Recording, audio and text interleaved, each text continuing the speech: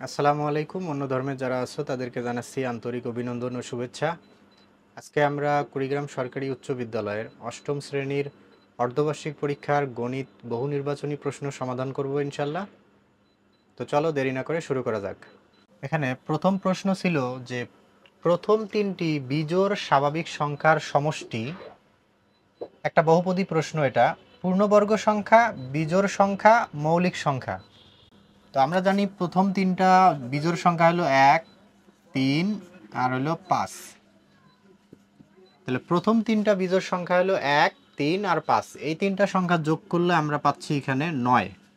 9 একটা কি বিজোড় সংখ্যা, আবার 9কে আমরা চাইলে লিখতে পারি 3 স্কোয়ার। যদি কোনো সংখ্যাকে পূর্ণ সংখ্যার স্কোয়ার দিয়ে লেখা যায় তাহলে সেটাকে বলে পূর্ণবর্গ সংখ্যা। তাহলে প্রথম যে তথ্যটা দেওয়া ছিল পূর্ণবর্গ সংখ্যা, এটা সঠিক, কারণ সমষ্টি হলো 9 আর 9কে লেখা যায় 3 স্কোয়ার। আর এরপরে আছে বিজোড় সংখ্যা, তো এটা একটা বিজোড় সংখ্যা। আর 3 নম্বর তথ্যটা দেওয়া ছিল মৌলিক সংখ্যা, যা সঠিক নয়, কারণ 9-এর গুণনীয়ক হলো 1, 3 এবং 9। 1 এবং ওই সংখ্যা ব্যতীত যদি আরও অন্য কোনো সংখ্যা দিয়ে ভাগ করা যায় তাহলে সেটা হয় যৌগিক সংখ্যা। মৌলিক সংখ্যার গুণনীয়ক সর্বদা 2টি, 1 এবং ওই সংখ্যাটা নিজে। তো এই দুইটা বাদ দিয়ে যদি আরও কোনো গুণনীয়ক বা উৎপাদক থাকে তাহলে সেটাকে মৌলিক সংখ্যা বলা যাবে না, সেটা হলো যৌগিক সংখ্যা। তো 3 নম্বর তথ্যটি ভুল ছিল, সঠিক উত্তর হবে 1 আর 2। এরপরে 2 নম্বর প্রশ্নে বলা হয়েছে 1 থেকে 100 এর মধ্যে কতটি সংখ্যাকে দুইটি স্বাভাবিক সংখ্যার বর্গের সমষ্টি রূপে প্রকাশ করা যায়। তো আমরা জানি এটা হলো 35টি সংখ্যাকে দুইটি বর্গের সমষ্টি রূপে প্রকাশ করা যায়।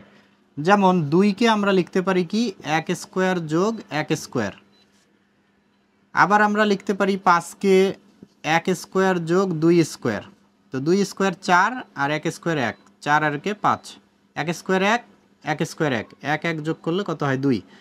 তো এভাবে এই যে আমি দুইটি সংখ্যা এখানে লিখলাম, আরও এরকম 33টি সংখ্যা আছে 1 থেকে 100 এর মধ্যে যাদেরকে এরকম দুইটি বর্গের সমষ্টি রূপে প্রকাশ করা যায়।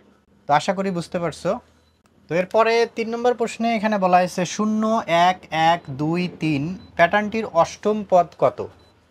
তো আমরা যদি এই সংখ্যাগুলো একটু লক্ষ্য করি, এগুলো ফিবোনাক্কি সংখ্যার প্যাটার্ন। অর্থাৎ আমরা জানি যে পাশাপাশি দুইটি সংখ্যার যোগফল যদি পরবর্তী সংখ্যার সমান হয় তাহলে সেই সংখ্যাগুলোকে বলা হয় ফিবোনাক্কি সংখ্যা। তো এখানে যদি আমরা এই যে 0 আর 1 যোগ করি তাহলে কত হয়, 1 হয়। আবার 1 আর 1 যদি যোগ করি তাহলে কত হয়, 2 হয়। 1 আর 2 যদি যোগ করি তাহলে হয় 3। তো এই যে পাশাপাশি দুইটি সংখ্যার যোগফল পরবর্তী সংখ্যার সমান হচ্ছে, তাহলে এগুলোকে বলা হয় ফিবোনাক্কি সংখ্যা। তো এভাবে এখানে দেওয়া আছে 1, 2, 3, 4, 5, পঞ্চম পদ পর্যন্ত দেওয়া আছে, আমাদের অষ্টমতম পদটা বের করতে বলা হয়েছে। তো একইভাবে যদি আমরা এখানে 2 আর 3 যোগ করি তাহলে ষষ্ঠ পদ আসবে 5, তারপরে 3 আর 5 যোগ করলে হবে 8, আমরা সপ্তম পদ পেলাম। এরপরে 5 আর 8 যদি যোগ করি তাহলে হবে 13। তাহলে এই যে অষ্টমতম পদের মান আমরা পাচ্ছি 13। তাহলে 3 নম্বরের সঠিক উত্তর হবে খ, 13। এরপরে 4 নম্বর প্রশ্নে বলা হয়েছে কোনো আসল 5 বছরে মুনাফা আসলে দ্বিগুণ হলে মুনাফার হার কত।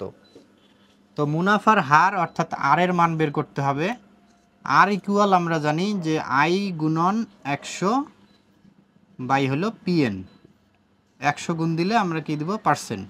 তো এখানে আসল নাই বলছে কোনো আসল, তাহলে আমরা আসল ধরে নিলাম যে 100 টাকা, পির মান হলো 100 টাকা। এখন বলছে যে 5 বছরে, তাহলে এন এর মান হলো এখানে কত, 5 বছর। আর আই এর মান এখানে নেই, তো বলছে 5 বছরে মুনাফা আসলে কি হবে, দ্বিগুণ। তাহলে মুনাফা আসল এ সমান, তাহলে 100 গুণন কত হবে 2, তাহলে কত হয় 200। মুনাফা আসল হলো 200 টাকা।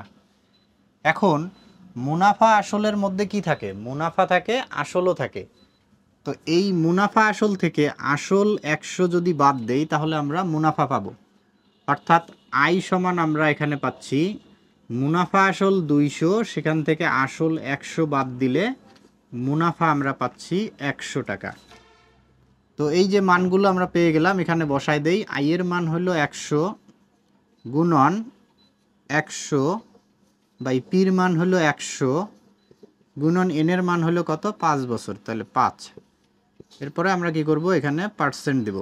100 100 কাটা, 5 অক্কে 5, 5 কুড়ি হলো 100। আমরা মুনাফার হার পাচ্ছি 20%। তাহলে সঠিক উত্তর হবে গ, 20%। 5 নম্বর প্রশ্নে বলা হয়েছে বার্ষিক 12% মুনাফায় কত বছরে 10,000 টাকার মুনাফা 4,800 টাকা হবে।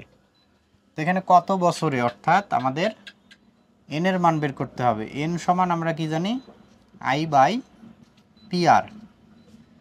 তো এখানে আসল পির মান হলো কত, 10,000 টাকা। তাহলে পি ইজ ইকুয়াল টু আমরা পাইলাম এখানে 10,000 টাকা। মুনাফা আই ইকুয়াল হলো 4,800 টাকা। আর আর এর মান হলো 12%, তাহলে আর ইকুয়াল 12%। আর পার্সেন্ট তুললে আমরা কি করব, 100 দ্বারা ভাগ করব, ভাগ করলে 0.12। তো এই যে মানগুলো আমরা পেয়ে গেলাম, এখন এখানে বসাই দেব। আই এর মান হলো 4,800, পির মান হলো 10,000 গুণন আর এর মান 0.12। তো এর দুইটা শূন্য, এর দুইটা শূন্য কাটা, নিচে 100 আর 0.12 গুণ করলে হয় 12, উপরে থাকতেছে 48। তো 12 দ্বারা ভাগ করলে হয় 4 12 48। তাহলে আমাদের সময় এনের মান, অর্থাৎ সময় হবে 4 বছর। তাহলে সঠিক উত্তর হবে ক, 4 বছর। এরপর 6 নম্বর প্রশ্নে বলা হয়েছে বার্ষিক 8.5% মুনাফায় 3,000 টাকার 3 বছরের চক্রবৃদ্ধি মুনাফা কত হবে। C equal P into 1 plus R to the power N. এটা হলো চক্রবৃদ্ধি মূলধন, আর এখান থেকে আমাদের বাদ দিতে হবে আবার আসল। চক্রবৃদ্ধি মূলধন থেকে আসল যদি আমরা বাদ দেই তাহলে চক্রবৃদ্ধি মুনাফা পাওয়া যায়। তো পির মান, এখানে পি আসল হলো 3,000 টাকা, তাহলে পির মান হবে 3,000। 1 প্লাস আর এর মান এখানে হলো 8.5%। 8.5%, অর্থাৎ এটাকে 100 দ্বারা যদি আমরা ভাগ করি তাহলে পাবো 0.085। 0.085। এনের মান হলো 3 বছর এখানে, তাহলে এনের মান 3, তারপরে মাইনাস পির মান হলো 3,000 টাকা। তো এখন যদি আমরা এটা ক্যালকুলেশন করি ক্যালকুলেটরের সাহায্যে, তাহলে আমরা অ্যান্সার পেয়ে যাব। তো আমরা ক্যালকুলেশন করলে এখানে পাচ্ছি 831.86। তো এই যে আমরা চক্রবৃদ্ধি মুনাফা পেয়ে যাচ্ছি, আর এটা আমাদের অপশনে ছিল গ নাম্বার যে অপশনটা, 831.86 টাকা। এরপরে 7 নম্বর প্রশ্ন একটা বহুপদী প্রশ্ন। এখানে বলছে যে 10% মুনাফায় 5,000 টাকার 2 বছরের মুনাফা 1,000 টাকা। তাহলে এখানে মুনাফা আই সমান আমরা জানি কি পি এন আর। তো পি এখানে আসল হলো 5,000, এন হলো 2 বছর এখানে, তাহলে এন এর মান 2 গুণন আর এর মান হলো 10%, তাহলে 10% মানে 10 ভাগ 100। তাহলে এখানে আমাদের একটা দুইটা শূন্য কাটা। তো এখন এখানে গুণ করলে আমরা পাচ্ছি 50 দুগুণ 100, আর 10 গুণ করলে হয় 1000। তাহলে প্রথম তত্ত্বটি সঠিক, 2 বছরের মুনাফা আসবে 1000 টাকা। এরপরে দ্বিতীয় তথ্যটি বলা হয়েছে 8 বছরের মুনাফা আসলের সমান।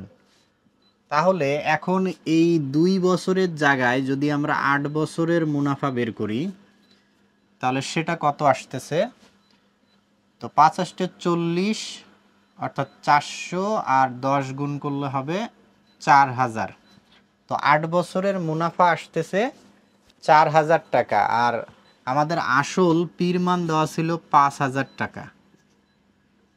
তো প্রশ্নটাতে বলা ছিল যে 8 বছরের মুনাফা আসলের সমান হবে।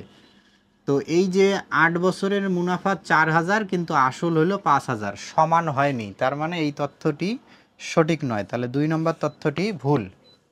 এরপরে 3 নম্বর তথ্যটি বলা হয়েছে যে 5 বছরের চক্রবৃদ্ধি মূলধন 8052.55 টাকা। তো চক্রবৃদ্ধি মূলধনের সূত্র C equal P into 1+r⁴n। পির মান হলো 5000, 1+r এর মান হলো 10%, যেটাকে 100 দ্বারা ভাগ করলে আমরা পাবো 0.1, 0.1, আর n এর মান কত? 5, এখানে বলছে 5 বছরের। তো এখন আমরা ক্যালকুলেটরের সাহায্যে এটা ক্যালকুলেশন করব। 5000 এরপরে ব্র্যাকেট 1 যোগ 0.1 ব্র্যাকেট ক্লোজ, পাওয়ার হলো 5। তো 8052.55 আসতেছে, তার মানে তৃতীয় যে তথ্যটি দেওয়া আছে এটা সঠিক, তাহলে উত্তর হবে 1 ও 3। আশা করি তোমরা বুঝতে পারছো। এরপরে 8 নম্বর প্রশ্নে বলা হয়েছে x² - 6x - 1 = 0 হলে x² + 1/x² সমান কত? তো এখানে দেওয়া আছে x² - 6x - 1 = 0। এরপর আমরা এখান থেকে লিখতে পারি x² - 1 = 6x, -6x ওই দিক গেলে হবে প্লাস। এরপর বা x² - 1, এই এক্সটা গুণ আছে, এই দিকে আসলে ভাগ হবে, এদিকে থাকতেছে x দ্বারা x² কে ভাগ করলে হয় x, এরপরে -1 কে যদি ভাগ করি তাহলে 1/x, উপরের 1 বাদ দেওয়া যায় না, তাহলে সমান আমরা পাচ্ছি 6।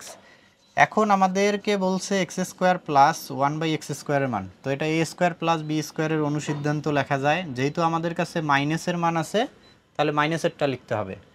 তো মাইনাসের অনুসিদ্ধান্ত কি?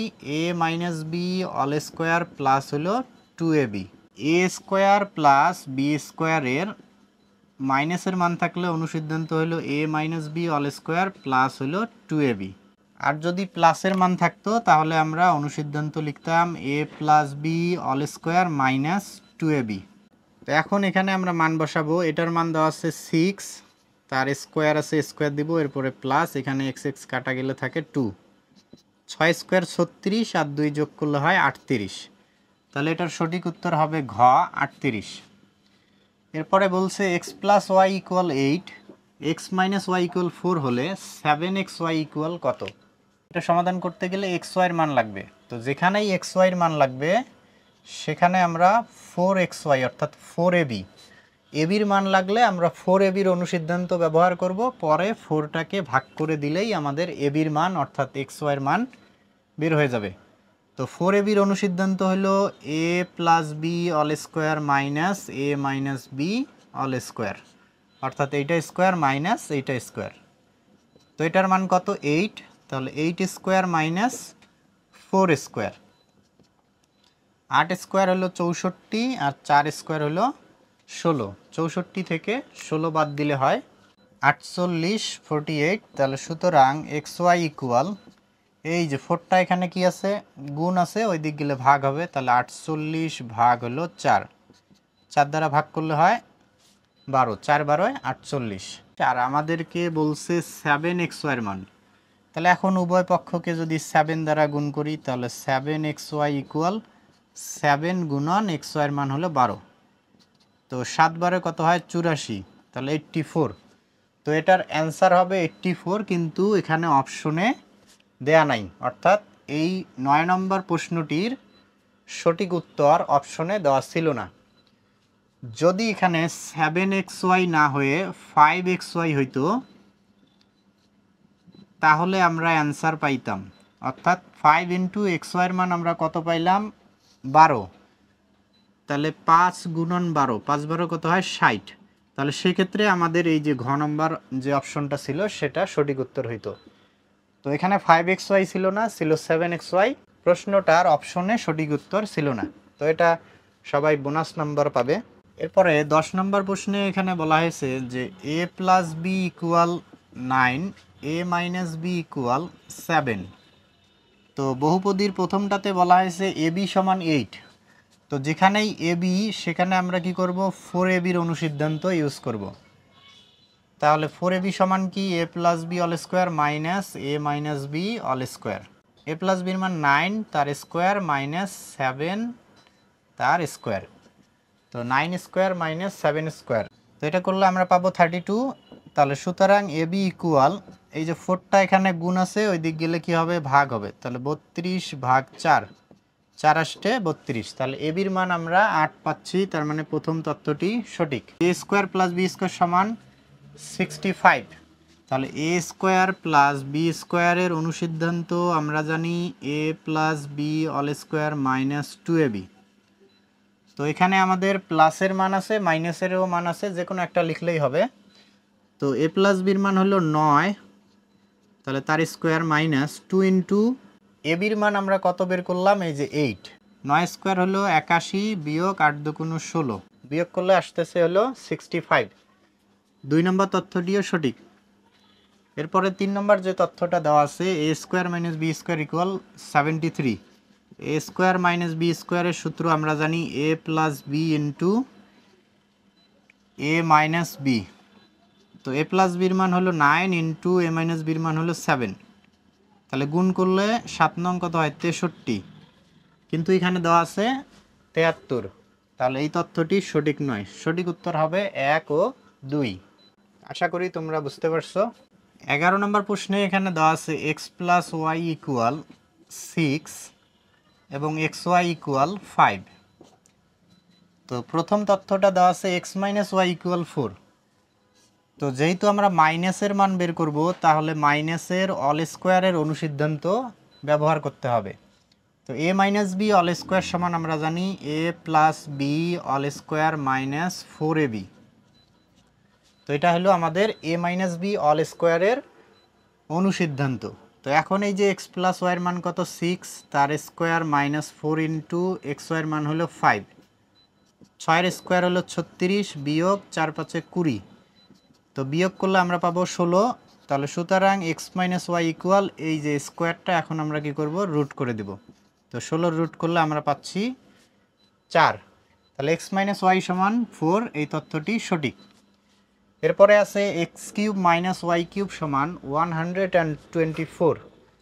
তাহলে এখানে কি করতে হবে, X cube minus Y cube অর্থাৎ আমাদের এ কিউব মাইনাস বি কিউবের অনুসিদ্ধান্ত লিখতে হবে। তো অনুসিদ্ধান্ত আমরা জানি a minus B whole cube plus 3ab into A minus B.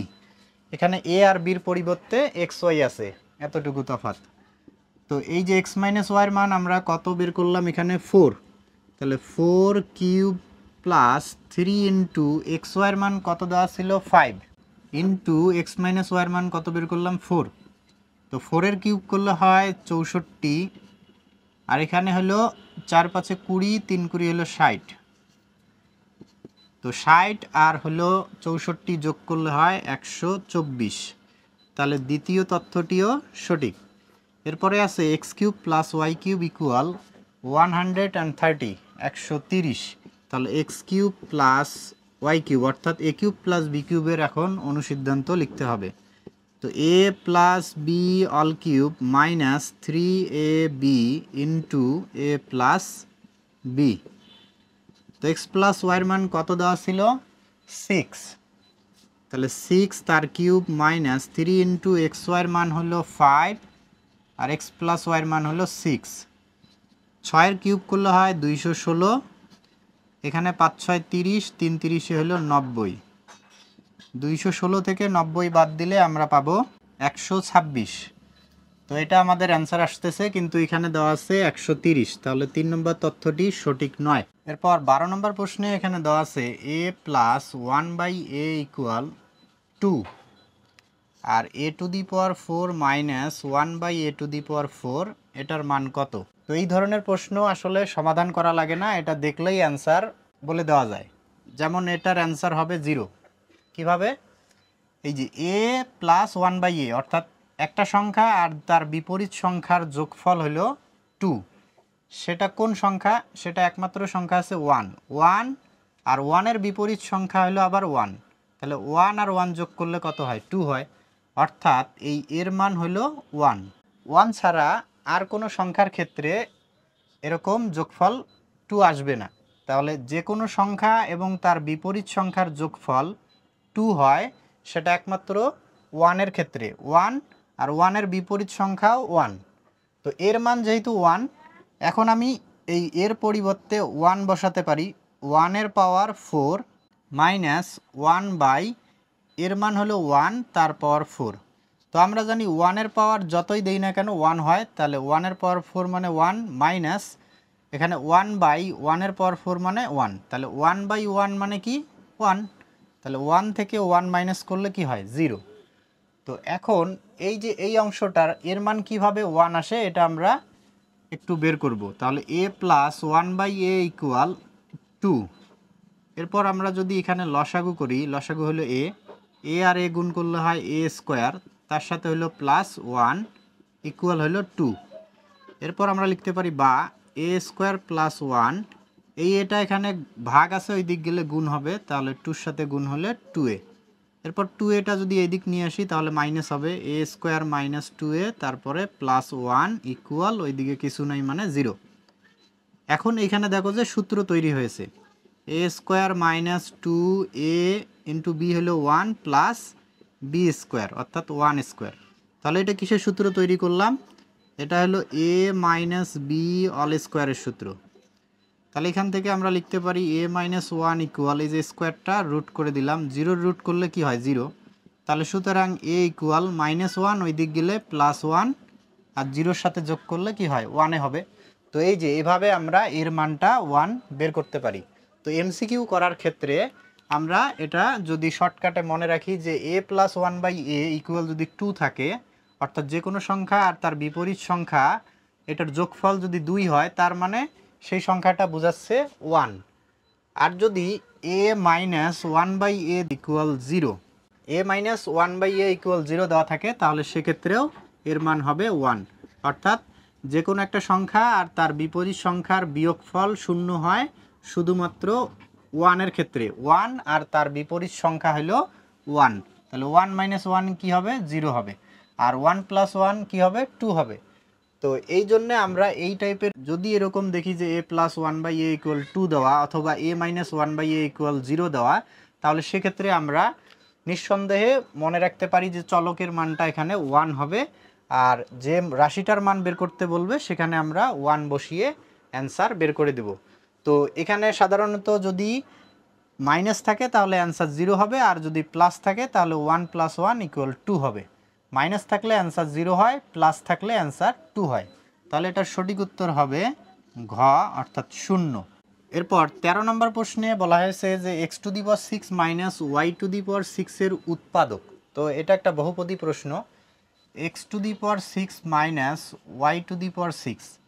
তো এটাকে আমরা ভেঙে লিখতে পারি এক্স কিউব তার স্কোয়ার, ডাবল পাওয়ার গুণ হয় তাহলে 3 দুগুণ 6, এরপরে মাইনাস ওয়াই কিউব তার স্কোয়ার।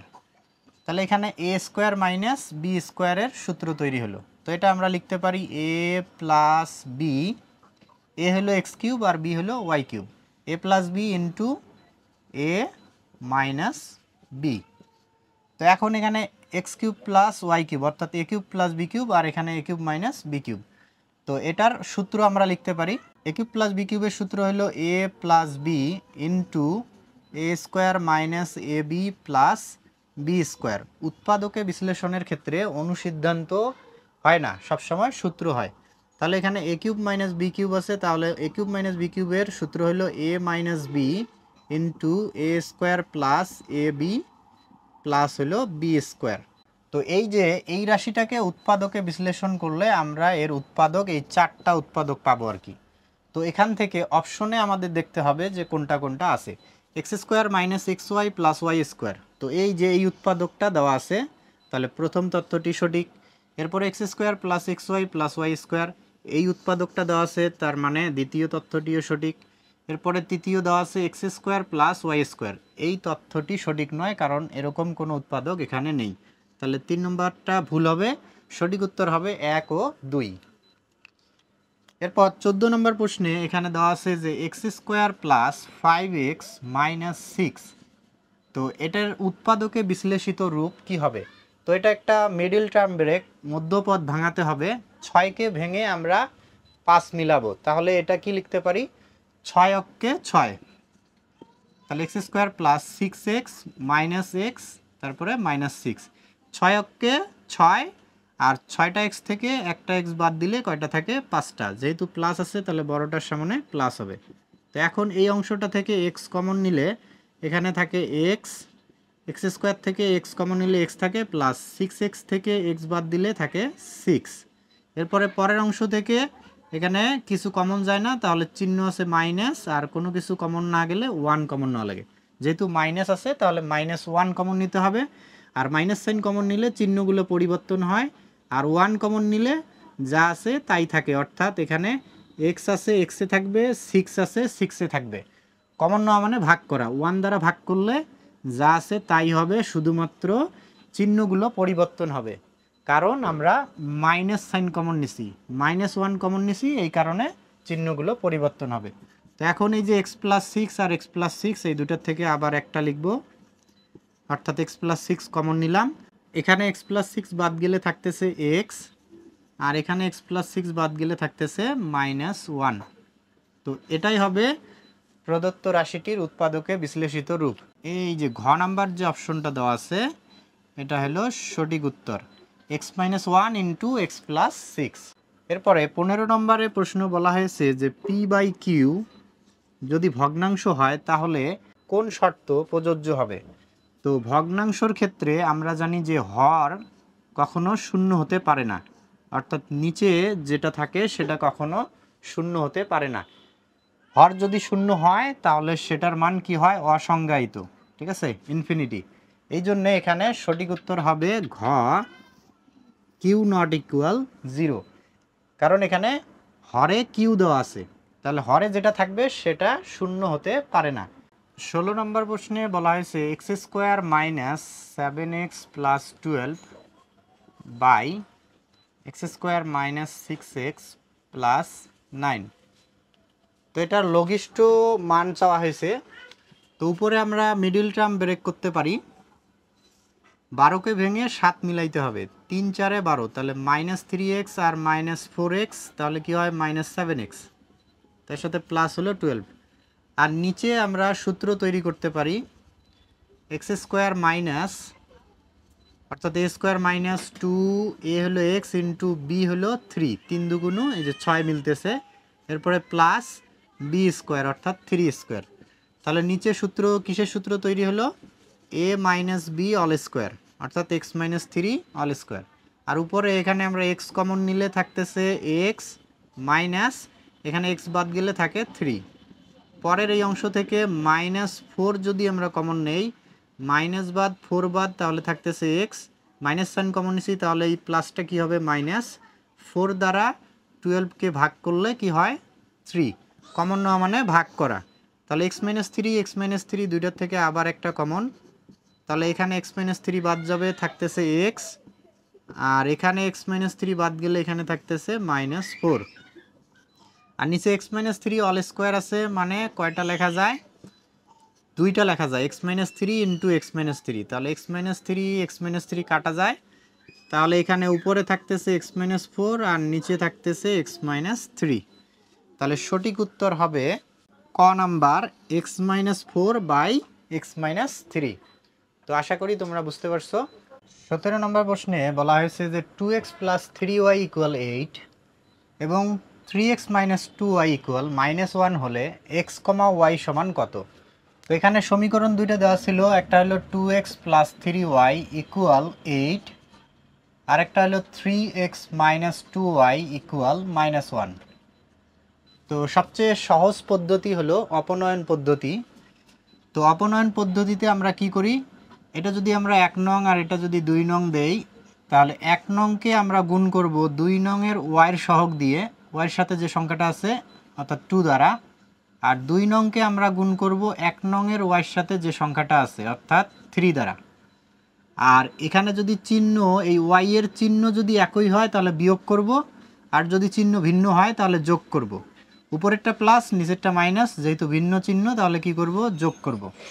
তো 1 নংকে 2 দ্বারা গুণ করব, তাহলে 2xকে 2 দ্বারা গুণ করলে হয় 4x, এরপরে প্লাস 3yকে 2 দ্বারা গুণ করলে হয় 6y, ইকুয়াল 8কে 2 দ্বারা গুণ করলে হয় 16। এরপরে 2 নংকে আমরা 3 দ্বারা গুণ করব। 3xকে 3 দ্বারা গুণ করলে হয় 9x। এরপরে মাইনাস 2yকে 3 দ্বারা গুণ করলে হয় 6y ইকুয়াল -1কে 3 দ্বারা গুণ করলে হয় -3। তো এখন এই যে +6y আর -6y কাটা গেল, তো 9x আর 4x যোগ করলে হয় 13x, আর এখানে 16 থেকে 3 বাদ দিলে হয় 13। তাহলে x ইকুয়াল দুই দিক থেকে 13 দ্বারা যদি ভাগ করি x ইকুয়াল আমরা পাবো 1, অর্থাৎ এই যে 13টা গুণ আছে ওই দিক গেলে ভাগ হবে, 13কে 13 দ্বারা ভাগ করলে 1 হয়। তাহলে x এর মান আমরা পাইলাম 1। এখন x এর মান যদি 1 নংয়ে বসাই তাহলে 2 ইন্টু x এর মান হলো 1, এরপরে প্লাস 3y ইকুয়াল হলো কত 8। তাহলে এখানে 2 অক্ষে 2, এই দুইটা যোগ আছে ওই দিক গেলে বিয়োগ হবে, 3y ইকুয়াল 8 মাইনাস 2, এই প্লাস 2টা ওই দিক গেলে মাইনাস হবে। তাহলে 3y ইকুয়াল 8 থেকে 2 গেলে 6, তাহলে y ইকুয়াল টু 3 আছে গুণ, ওই দিক গেলে ভাগ হবে, 6কে ভাগ করলে হবে 2।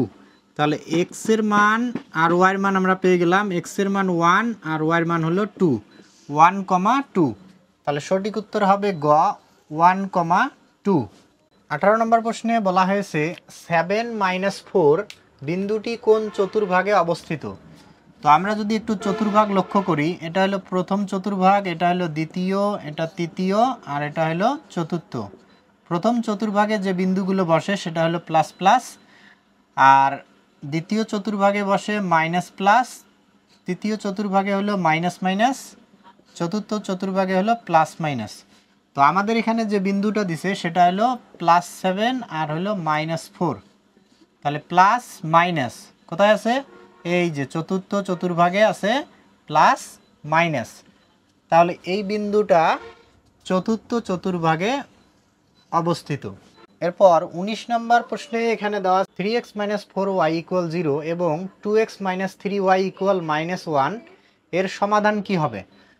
তাহলে সমীকরণ দুইটা দেওয়া আছে, একটা 3x - 4y = 0, তো এটাকে আমরা 1 নং দিলাম, আর 2x - 3y = হলো -1, এটা হলো আমাদের 2 নং। তো এর আগের অঙ্কটা যেরকম আমরা অপনয়ন পদ্ধতিতে সমাধান করলাম ঠিক একইভাবে এটাও আমরা সমাধান করব। তাহলে 1 নংকে গুণ দিব 2 নংয়ের ওয়াইয়ের সাথে যে সংখ্যা থাকবে সেটা দ্বারা, আর 2 নংকে আমরা গুণ দিব 1 নংয়ের ওয়াইয়ের সাথে যে সংখ্যা থাকবে সেটা দ্বারা। চিহ্ন যেহেতু একই তাহলে বিয়োগ করতে হবে, আর ভিন্ন চিহ্ন হলে যোগ করতে হবে। তো এই কাজটা আমরা সেমভাবে এই এক্সের সাথেও করতে পারি, অর্থাৎ 1 নংকে গুণ করব আমরা এই যে 2 নংয়ের এক্সের সহগ দিয়ে, আর 2 নংকে গুণ করব 1 নংয়ের এক্সের সহগ দিয়ে। তো যে কোনো একটা করা যায়। তো আমরা ওয়াইটা করলাম, 1 নংয়ের উভয় পক্ষে এখন আমরা 3 দ্বারা গুণ করব। তো 3xকে গুণ করলে হবে 9x, মাইনাস 4yকে গুণ করলে হবে 12y = 0কে গুণ করলে 0 হবে। 2 নংকে 4 দ্বারা যদি গুণ করি, 2xকে 4 দ্বারা গুণ করলে হয় 8x, মাইনাস 3yকে গুণ করলে হয় 12y = -1কে 4 দ্বারা গুণ করলে হয় -4।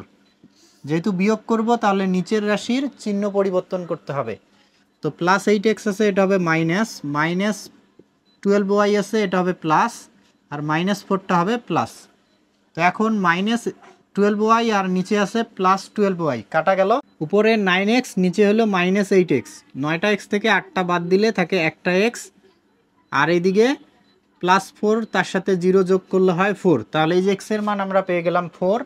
এখন x এর মান যদি আমরা 1 নংয়ে বসাই, 3 ইন্টু x এর মান হলো 4 মাইনাস 4y।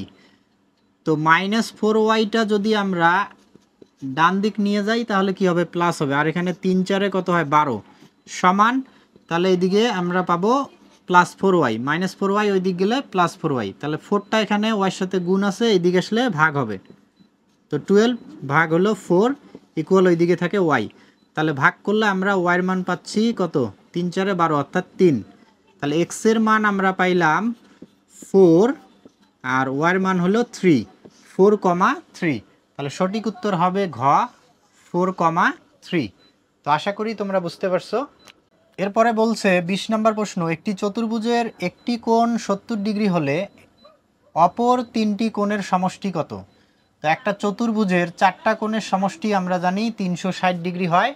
সেখান থেকে একটা কোণ যদি 70 ডিগ্রি হয় তাহলে আমরা একটা কোণ কি করব, মাইনাস করব, তাহলে অপর তিনটা কোণের সমষ্টি পেয়ে যাব। তো মাইনাস করলে আমরা এখানে পাচ্ছি 360 ডিগ্রি থেকে 70 ডিগ্রি মাইনাস করলে আমরা পাচ্ছি 290 ডিগ্রি। তাহলে সঠিক উত্তর হবে ঘ, 290 ডিগ্রি।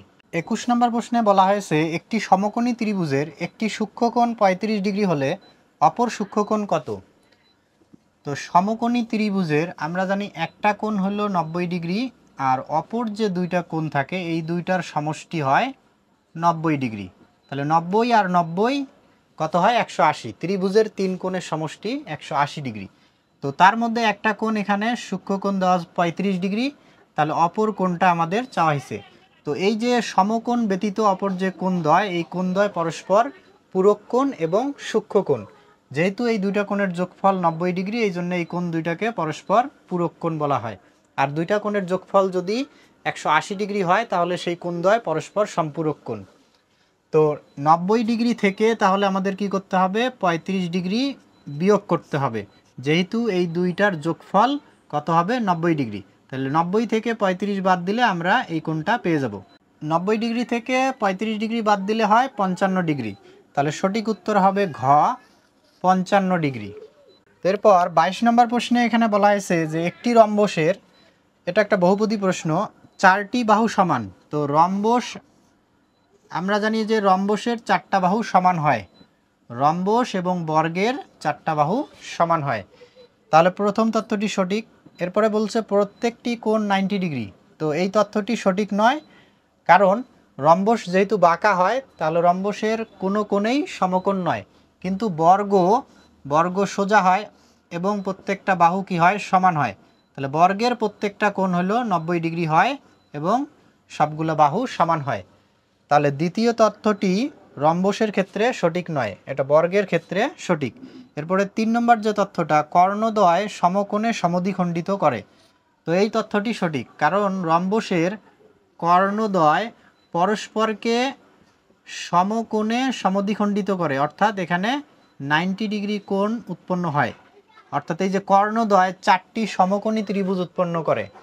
তো এখানে সমকোণ উৎপন্ন হয়, আবার এই কর্ণদ্বয় সমান দুই ভাগে বিভক্ত হয়। তো এই তথ্যটি সঠিক। তাহলে সঠিক উত্তর হবে 1 ও 3।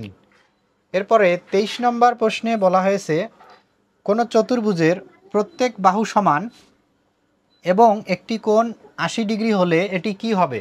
তো প্রত্যেক বাহু সমান হলে আমাদের দুইটা জিনিস মাথায় আসে, একটা হলো রম্বস আর একটা হলো বর্গ। কারণ এই দুইটার প্রত্যেকটা বাহুই সমান এবং বর্গের হলো প্রত্যেকটা কোণ সমকোণ, অর্থাৎ 90 ডিগ্রি। তো এখানে যেহেতু বলছে একটি কোণ 80 ডিগ্রি, তাহলে এটা বর্গ হওয়ার কোনো সুযোগ নেই, তাহলে এটা হবে রম্বস। তাহলে সঠিক উত্তর হবে খ, রম্বস। রম্বসের প্রত্যেকটা বাহু সমান এবং কোণগুলো সমকোণ নয়, তাহলে সঠিক উত্তর হবে খ, রম্বস। 24 নম্বর প্রশ্নে বলছে বর্গের একটি বাহুর দৈর্ঘ্য √2 সেন্টিমিটার হলে কর্ণের দৈর্ঘ্য কত হবে? তো বর্গের কর্ণের সূত্র হলো a√2, মানে বাহু গুণন √2। তাহলে বাহু গুণন √2, আর এখানে বাহুর দৈর্ঘ্য দেওয়া কত? √2, তার মানে √2 গুণন √2। তাহলে √2 আর √2 গুণ করলে কি হয়? √2 স্কোয়ার হয়, অর্থাৎ a ইন্টু a, তাহলে কি হয়? a square. এরকম √2 ইন্টু √2 কী হবে? √2 স্কোয়ার। আর স্কোয়ার আর রুট কি হয়? কাটা যায়, কাটা গেলে কি থাকে? 2। তাহলে কর্ণের দৈর্ঘ্য হবে 2, অর্থাৎ সঠিক উত্তর হবে ঘ। 25 নম্বর প্রশ্নে বলা হয়েছে যে একটি ট্রাপিজিয়ামের সমান্তরাল বাহুদ্বয় 6 সেন্টিমিটার এবং 5 সেন্টিমিটার, তাদের মধ্যবর্তী দূরত্ব 4 সেন্টিমিটার হলে ক্ষেত্রফল কত হবে? তো এটা একটা ট্রাপিজিয়াম, এটার সমান্তরাল বাহু এটা আর এটা। সমান্তরাল বাহুদ্বয় একটা দেওয়া আছে 6 সেন্টিমিটার, তো এই যে বড়টা হলো 6 সেন্টিমিটার আর ছোটটা হলো 5 সেন্টিমিটার। আর এদের মধ্যবর্তী দূরত্ব অর্থাৎ ট্রাপিজিয়ামের উচ্চতা দেওয়া আছে 4 সেন্টিমিটার। তো ট্রাপিজিয়ামের ক্ষেত্রফল নির্ণয় করতে বলা হয়েছে। সমান্তরাল বাহুদ্বয়ের মধ্যবর্তী যে দূরত্ব আছে এটাকে যদি আমরা এইচ দ্বারা প্রকাশ করি, আর সমান্তরাল বাহুদ্বয়কে যদি একটা এ একটা বি দ্বারা প্রকাশ করি, তাহলে ক্ষেত্রফলের সূত্র হলো H into a plus B by 2, অর্থাৎ এই যে মধ্যবর্তী দূরত্ব বা উচ্চতা তার সাথে আমাদের গুণ দিতে হবে সমান্তরাল বাহুদ্বয়ের সমষ্টি। তো সমান্তরাল বাহু একটা হলো 5 আর একটা হলো 6 বাই হলো 2, 2 দিয়ে যদি কাটি 2 দুগুণ 4, তাহলে এখানে 5 আর 6 যোগ করলে হয় 11, 11 দুগুণ কত 22, তাহলে এই যে 22 বর্গ সেন্টিমিটার। তো আমাদের এখানে আসতেছে ক্ষেত্রফল হলো 22 বর্গ সেন্টিমিটার, কিন্তু অপশনে এখানে দেওয়া ছিল না, তো এটাও বোনাস নম্বর দেওয়া হবে। তো এরপরে এখানে 26 নম্বর যে প্রশ্নটা আছে, রম্বসের কর্ণদ্বয় 24 সেন্টিমিটার এবং 10 সেন্টিমিটার হলে বাহুর দৈর্ঘ্য কত? তো রম্বসের কর্ণ যদি দেওয়া থাকে সেখান থেকে বাহুর দৈর্ঘ্য বের করার সূত্র হলো √, প্রথম কর্ণ ভাগ 2 তার স্কোয়ার, এরপরে প্লাস দ্বিতীয় কর্ণ বাই 2 তার স্কোয়ার। তাহলে এখন এখানে প্রথম কর্ণ দেওয়া আছে 24, তাহলে 24 ভাগ 2 তার স্কোয়ার যোগ দ্বিতীয় কর্ণ হলো 10, তাহলে 10 ভাগ 2 তার স্কোয়ার। তাহলে 24কে 2 দ্বারা ভাগ করলে হয় 12 তার স্কোয়ার যোগ 10কে 2 দিয়ে ভাগ করলে হয় 5 তার স্কোয়ার। 12 স্কোয়ার হলো 144 যোগ 5 স্কোয়ার হলো 25, যোগ করলে হয় 169, আর 169-এর রুট করলে হয় 13। তাহলে এই যে রম্বসের বাহুর দৈর্ঘ্য হলো 13 সেন্টিমিটার। সঠিক উত্তর হবে গ, 13 সেন্টিমিটার। তাহলে রম্বসের বাহুর দৈর্ঘ্য যদি কর্ণদ্বয় দেওয়া থাকে সেখান থেকে বাহুর দৈর্ঘ্য বের করার সূত্র কি? √, প্রথম কর্ণ ভাগ 2 তার স্কোয়ার যোগ দ্বিতীয় কর্ণ ভাগ 2 তার স্কোয়ার।